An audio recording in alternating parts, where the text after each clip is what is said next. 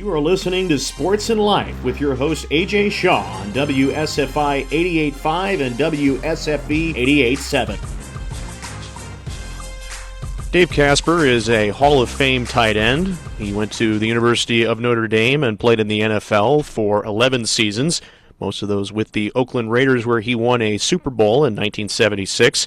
He was a four-time first-team All-Pro, five-time Pro Bowler, and a part of the NFL's 1970s All-Decade team. He was also a national champion at Notre Dame in 1973 and a consensus All-American that year. Dave, it's a pleasure to speak to you today, sir. Thank you so much. Thank you. So I wanted to start out with just your football career in general. You began playing at Notre Dame in 1971, and as many remember, you had the nickname Ghost. I was wondering, how did you get that nickname? Who came up with that nickname, I should say, for you? Well, as I remember, I was being killed, so to speak, as I was prepping for the starters. I was a freshman, and the freshman coach, Denny Murphy, and I was there, and I just pointed at this play. I said, "Run this one. I'm always open." And he laughed, and he said, "Okay, we run this one for the Friendly Ghost." He called me the Friendly Ghost, and then the people in the huddle started calling me Ghost. So it stuck with me with all of the Notre Dame guys and a lot of the pro guys I played with for the Raiders. And it doesn't stick with me too much anymore. But that was quite the nickname. Everyone seemed to remember you as the Ghost, and that also led into the famous play in the playoffs in 1977, Ghost to the Post, which you are most remembered for, I know, in the NFL. Yeah, it was. I was there. The guy that came from the bench when they said they were just running a play we run all the time, and based upon it was a play that you play a lot of defenses, whether they roll to the right or roll to the left or give a man, and we thought we were going to give man. So, but the guy coming in was Rooster was his nickname, Pete Banaszak, who happens to be the same guy that was the second guy that fumbled the ball to me in the Holy Roller. Same guy. But he came in there and said, run. It was an 89 in, and what it meant. And he said, look for Ghost to the Post, because they knew I was going to get single coverage. And actually, while you're talking about the coverage kind of blew up for reasons that you can go into an explanation. But the guy covering me lost me. I kind of left him someplace, and there was guys leaking off other coverage, and Snake threw the ball to a hole. He didn't throw it to me because I was going the wrong way at the time. I was going to where I thought I should go, but as I looked up, I realized the play was goofy. So he just threw it to this hole, and I made an adjustment, and I was the only one that could get to the ball. So he was pretty much of a genius at it. I just chased it down. So you're going to give credit to Kenny Stabler for that one? Actually, I always thought I did it, but I did catch the ball and get him to do that. But I mean, without his being able to look out there and see what the only thing that could happen, he threw it. And I was fortunate enough to pick that up real quick and made a quick adjustment. The rivalry with the Steelers when you got drafted in 74 was really starting to amp up. You guys played them in the AFC Championship 3 games in a row. Talk to us a little bit about what those games were like. Well, they were hard games. I mean, the first 2 games that they beat us before we went to the Super Bowl, I wasn't starting. So I was just on the team. My first year, I didn't do much of anything. My second year was the second time we played them, I was doing much better, and I was on special teams. I'd worked myself into the punt kickoff coverage and really loved it. And at the end of the third quarter of the second game, there was an injury to the starting tight end. I came in and I caught 5 passes for 70 yards in the fourth quarter. And so I went from being my first really appearance as a legitimate player was when I got to go into a playoff game because of an injury, and then I did pretty well.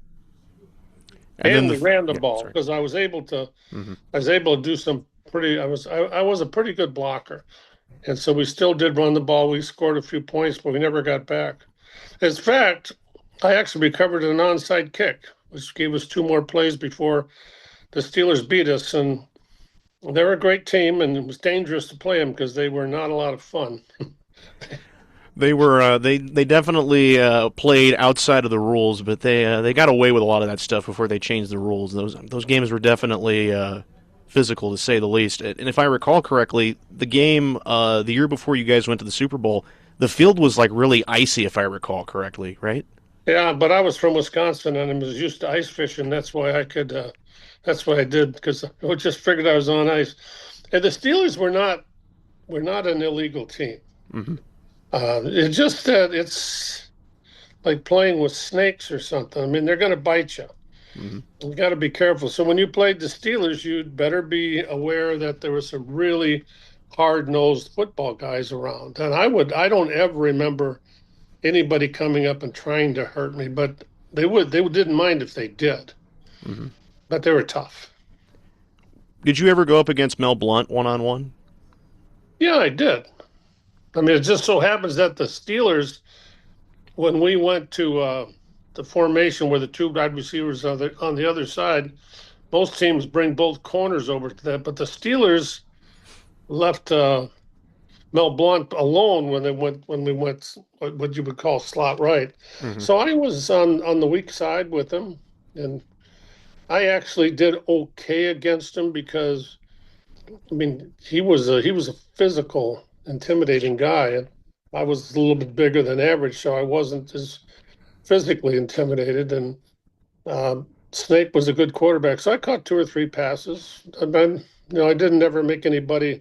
You can't make somebody that good look bad, but I did okay.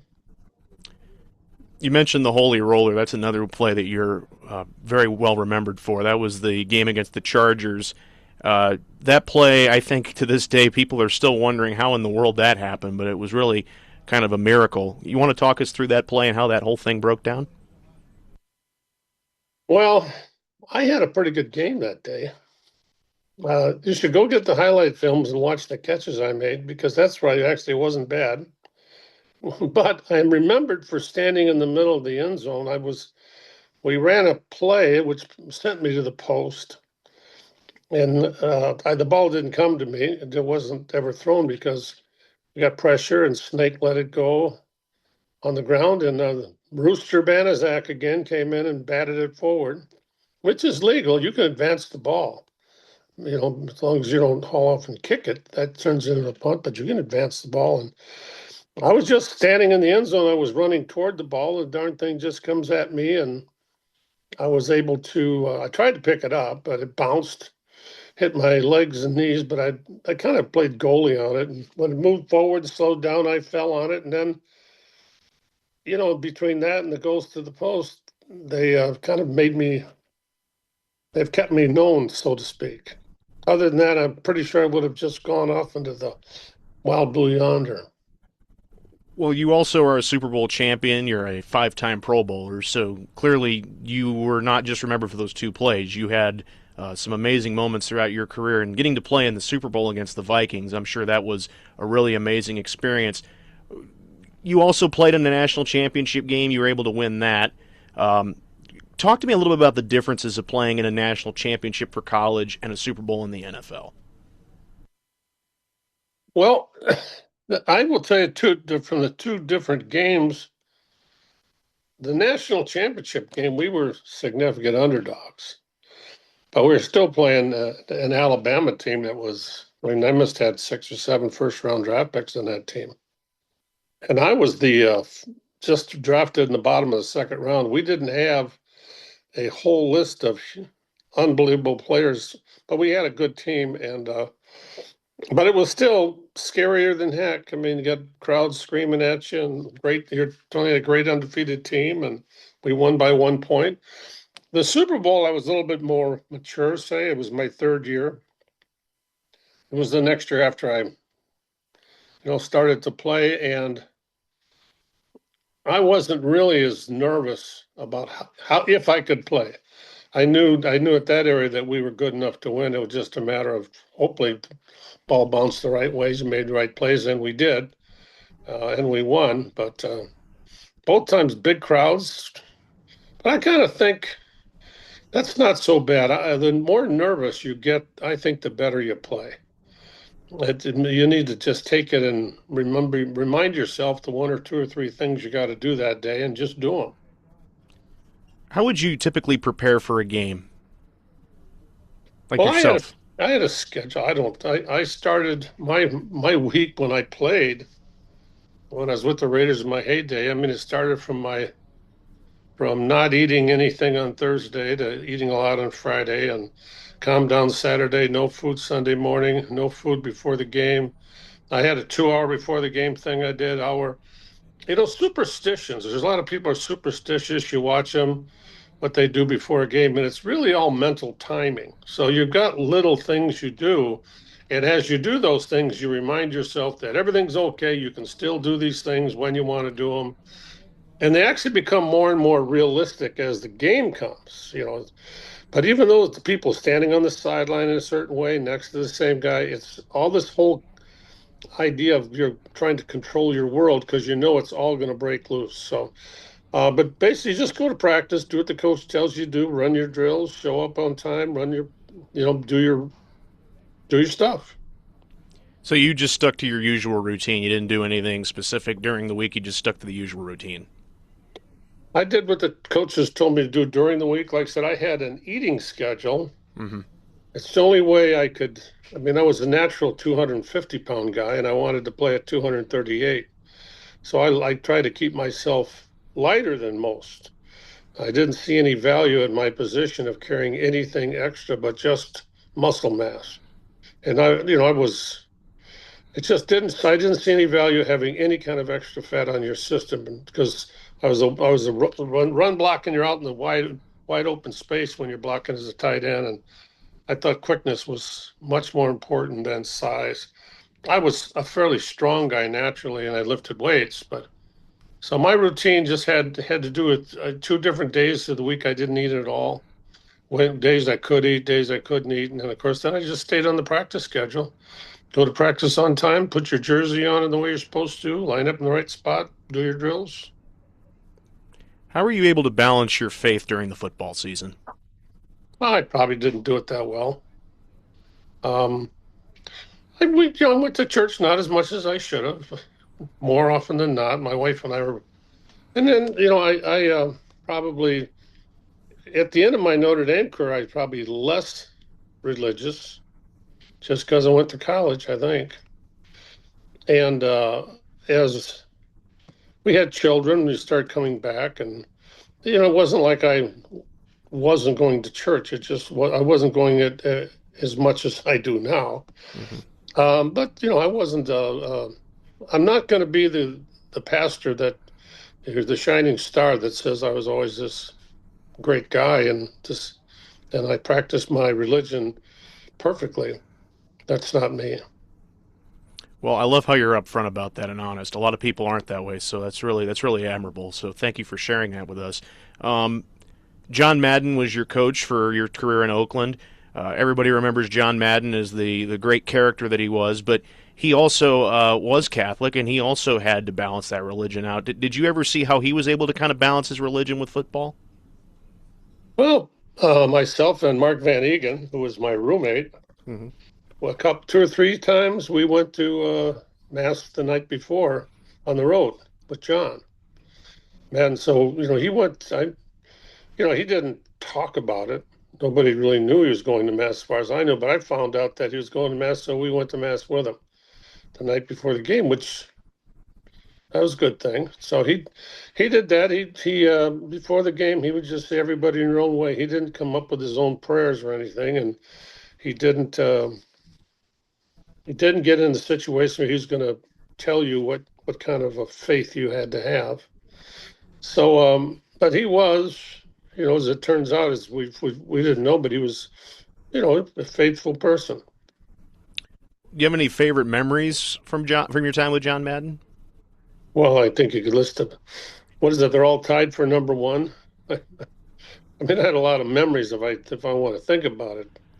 Do you have one specific though that you would like to mention? I mean, just about football in general, or you just it could be a football memory, or it could just be something funny that he did. Well, he used to make me sit next to him because he always thought tight ends didn't have a coach, which we didn't have a tight ends coach, but we had lines. And sometimes I'd get mad at him when he'd be yelling at me about stuff. And we had I think, a pretty good relationship. I think I went 2 years without ever saying anything to him. And so in the days when I was playing my best, I might not talk to him for a month, even though I sat 10 feet away from him, because my goal in life was to make sure the coach never talked to me. Because if he's talking to you, you're doing something wrong. They don't talk to you when you do things right. And even if they might say, okay, good job there, you don't have to respond to that. And so, I think, I played hard when he was there and we had a good relationship, but a coach player relationship is different than a friend, and it's different than a father. Mm-hmm. It's just not the same. And it's a very, your relationship depends upon stressful situations. So it's a unique situation. And so as far as all kinds of unique memories, I think mostly when you remember working with coaches like John, college at Parsegan, you just remember the situation you were in with them. Would be like somebody like a band of brothers in war. You really don't, and you remember why you were there and what you were doing and the stress of accomplishing those goals. Talk a little bit about your relationship with Coach Parsegan. How was he was he different than Coach Madden, or was they kind of similar in how their styles? What was kind of the similarities or differences with the two of them? Well, I talked even less to Coach Parsegan. But Coach Parsegan, he talked to a few guys before practice, and I wouldn't exactly stay away from him, but there's no reason for me to talk to him. I was even younger, but Coach Parsegan was the only coach I was ever under that knew more than his assistants. He knew a lot about football, and he had a system and organization. He and John Madden were quite similar because they're very repetitive and scheduled, just like I am. Here's your drills, you do the same thing, and so by maintaining a constant repetitive activities, you can watch your players and see how they're working out because you're not comparing to different days, you're comparing to the same days. So they were both that way. I would say John Madden he could be outgoing if he needed to be. But neither one of them ever said much to the team during the week. They didn't say much during the game. They were not the people that were going to inspire you to play. They were going to systematically get you confident you could play it. And so the only difference is, I never saw anybody since that knew as much about football as Eric Parsegan. I'll tell you, both of them, I think, ran under a lot of stress because I think they cared about the players, and as you're trying to be as a coach, make your players successful 100% of the time, and of course we're humans, so we aren't. And I think that stresses a lot of coaches out. It's such a high stakes business too, especially now with in college, especially with NIL. It's definitely changed a lot. What about the game? Obviously, that's an aspect to it, but what about college football and the NFL? You think has changed for the worse since your playing days? Well, that's a personal opinion. It's obvious that it's no longer college football. Mm-hmm. So nobody's going even at Notre Dame, nobody's going there to really see kids that came up and made a decision to go to a university and they knew that this was a big part of their life forever. And it's not that way. Notre Dame may do that better than some teams, but some teams, if the kid goes to the transfer portal because he wants to be with this team he thinks can take him he's not going to school. He's transferring from one team to another. And the thing that we have at Notre Dame, and if anybody's ever been around Notre Dame, guys, we relate to each other because we all made a decision 50 years ago to give up girls. When I went there, it was an all-boys school. And you went to school and you practiced and you were part of a team and you have no fraternities or sororities on the campus either. You played interhall football with your own dormitory. Hmm. And we lived, all my roommates were more often not football players. And we would play cards and with all the guys on the floor. We played great bridge, we played spades, we'd go home on weekends with our friends. So it was, you joined the University of Notre Dame, you joined the family forever. Now it's just not there. And so I don't care who wins anymore because it's not Ohio State playing Michigan. It's the guys who happen to be there right now on their way to the next level. I think you And make a great point there. that's not college football. If I ran the world, and I realized I don't, but I would develop teams around that could do it, and I would still let them have a football team where you don't get paid and say, okay, let all the guys that can't, nobody would show up because, see, so many people think that they're part of Ohio State. Let's just I'm not picking them, just use them. They decide Ohio State's a great team. That's my team. Now, my future value is based upon whether Ohio State wins or loses. And these people never went to Ohio State. And there's a lot of people. I still don't want to see Notre Dame lose because I know what it was like to be a young boy trying to play football and to lose a game. And I know what it was like for all the alumni in the stands to want us to win, and we're all this family.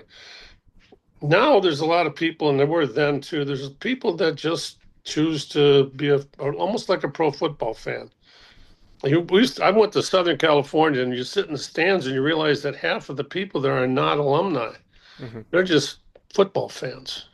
And they don't cheer, and they don't have the relationship between the rivalries that the alumni would have. They have more of a professional football relationship and I hope that still at Notre Dame we still get together and we still relate to each other. We'll have 45, 50 guys come back through a game this fall to talk about the guys who aren't here anymore.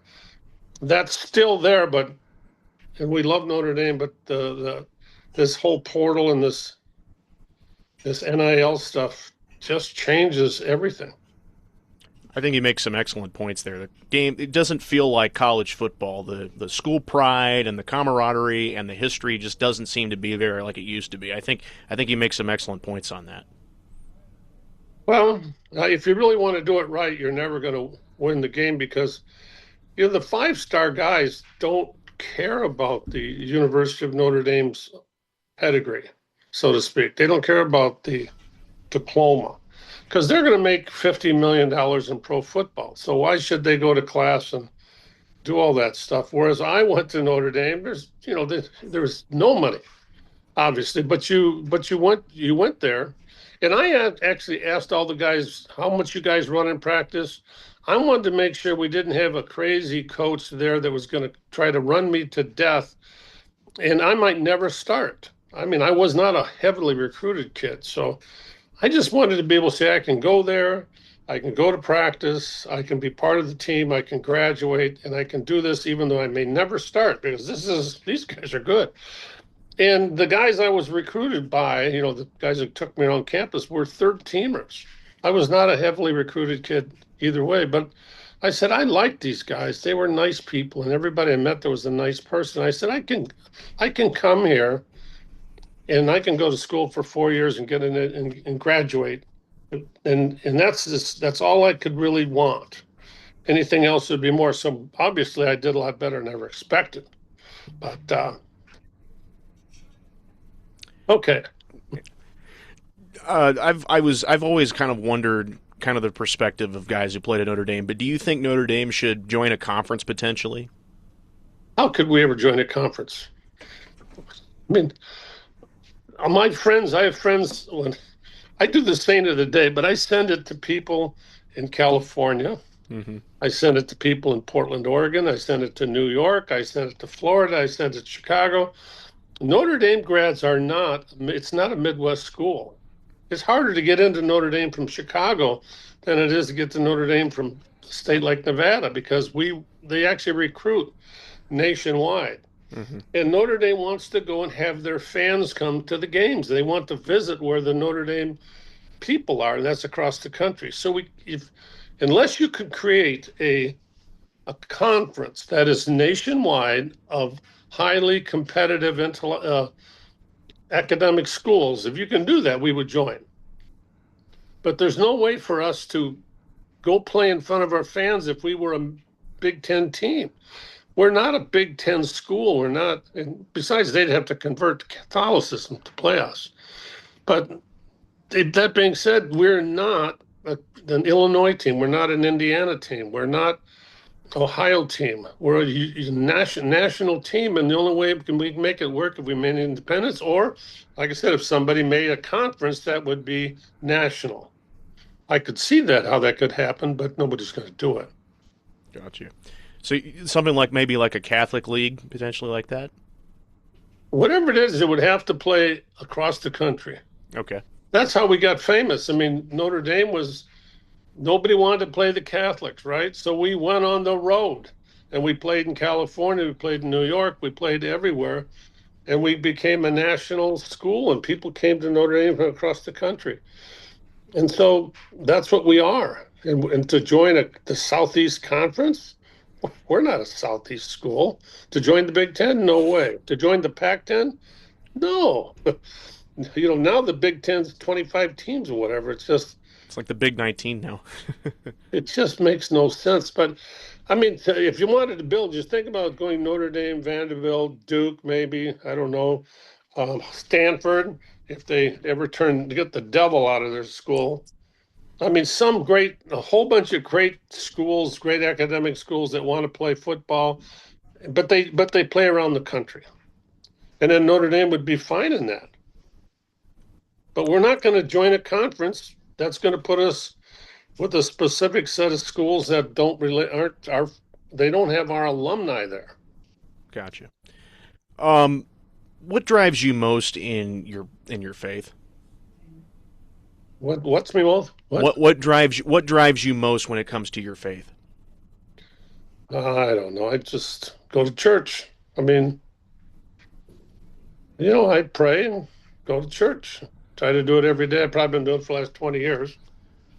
I went from a weekly to a bi-monthly participation to weekly, then to mostly daily. But I mean, I think it's not very complicated. You're born and created by God, by the Father, Son, and the Holy Spirit, and you probably should enjoy spending time with them. I probably talk too much now I think about it. Since I didn't talk to my coaches, I probably talked to God too much. So I should just shut up and enjoy it, huh? Well, it's been an amazing conversation, and sir, thank you so much for your time, and really appreciate your insight into certain things. And again, it really was an honor speaking with you today. Thank you so much. Okay, thank you.